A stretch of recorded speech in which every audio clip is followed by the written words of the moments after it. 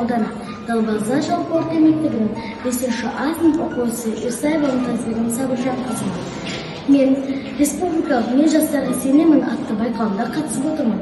Осы байқауда мен сіздерге Сұлтанмахмұт Торайғаевтың ана тілі өлеңін назарларыңызға ұсынамын. Сұлтанмахмұт Торайғаев.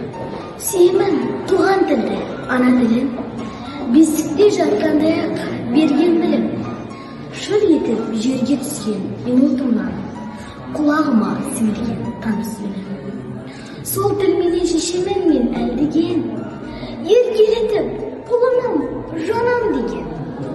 Сол тілді бірінші білгізген, ана деген сүйгендік сөз әңгіменен.